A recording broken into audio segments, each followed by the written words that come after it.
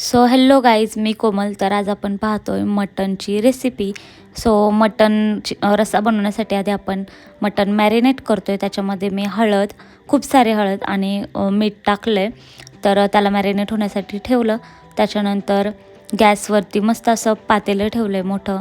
त्यामध्ये तेल टाकलं मी आणि त्यानंतर त्याच्यामध्ये आपल्याला मॅरिनेट केलेलं मटण शिजवून घ्यायचं आहे. तर त्याची प्रोसेस पुढीलप्रमाणे. इथे मी ऑनियन कट करून घेतला आहे छोटा. तेल तापलं की त्याच्यामध्ये आपण कांदा टाकतोय.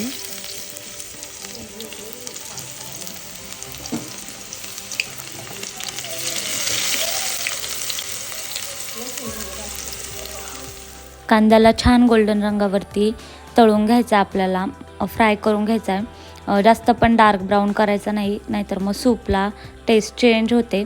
तर इथे मी सूप फक्त मीठ, कांदा आणि हळद याच्यामध्येच बनवते, पण तरीसुद्धा ते खूप जास्त थिक आणि यम्मी होतं.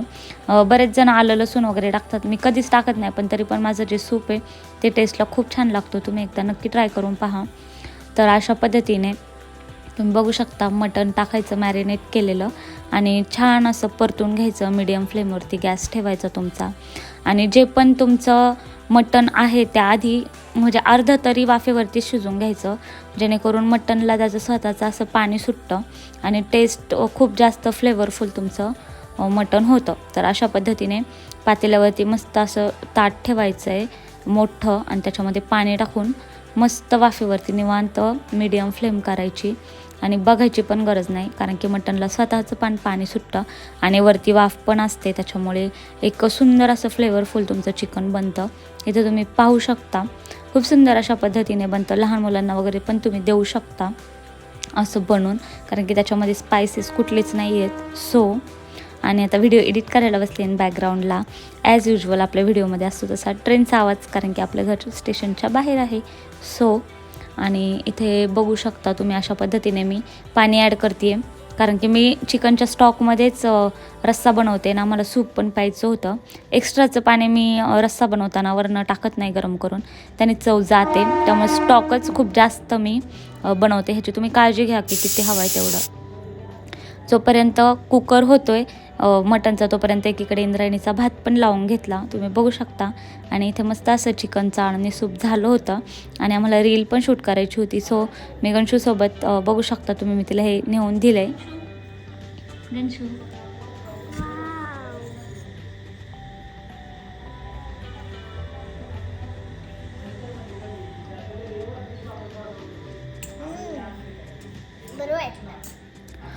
तोपर्यंत आता मटण म्हटलं की भाकरी आल्यास, तर इथे छान अशी तांदळाच्या भाकरीची तयारी चाललेली जय्यद अशी. आणि तुम्ही बघू शकता खूप छान अशी मौलुसलुशीत आणि अशी पातळ माझी बहीण भाकरी करते आणि ती किती फास्ट बनवते तुम्ही इथे बघू शकता. म्हणून मी इथे एडिट पण नाही केलं आहे. जो तिचा स्पीड आहे ना त्याच स्पीडने तुम्हाला दाखवते आहे मी.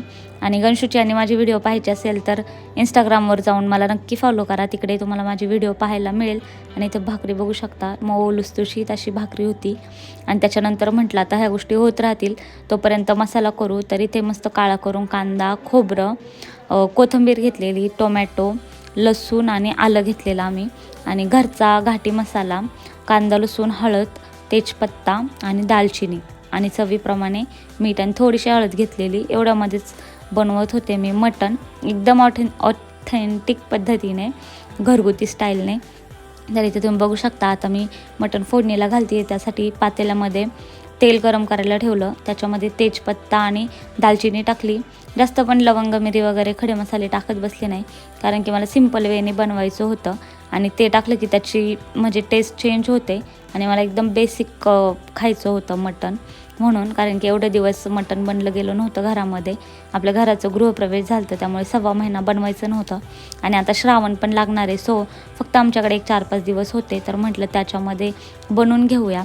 आणि इथे तेलावरती पहिले मसाले टाकायचे आणि त्याच्यानंतर आपण वाटण टाकायचं.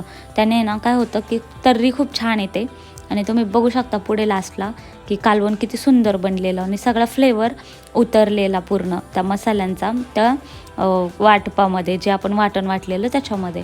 आणि नंतर ना इथे छान असं मसाला परतल्यावरती मस्त असे मटनचे पीसेस टाकलेत आणि बघू शकता तुम्ही अशा पद्धतीने पूर्ण जो माझा स्टॉक होता त्याच्यामध्येच माझं कालवण एकदम छान असं झालं आहे. आणि मस्त अशी उकळीत थोडा वेळ काढून घ्यायची आणि नंतर वरनं कोथिंबीर भुरभुरायची आणि खाण्यासाठी रेडी आहे. थोडा वेळ त्याला थंड होऊन द्यायचं, नॉर्मली जास्त नाही, वॉर्म होऊन द्यायचं आणि त्यानंतर खाण्यासाठी घ्यायचं. तुम्ही ते बघू शकता सुंदर अशा भाकऱ्या, कांदा, मटण आणि आता इथे मी सर्व करते आहे. सो आकाड म्हटलं की सगळ्यांच्याच घरी मटण पार्टी असते. सो कोणी कोणी मटण पार्टी केली आहे मला कमेंटमध्ये नक्की सांगा. आणि तुम्ही पण अशा पद्धतीने बनवता का की वेगळ्या पद्धतीने बनवता तर तेही कमेंटमध्ये सांगायला विसरू नका. आणि व्हिडिओ आवडला असेल तर प्लीज एक लाईक करायला विसरू नका. चॅनलला सबस्क्राईब करा. Till then bye, take care and keep smile.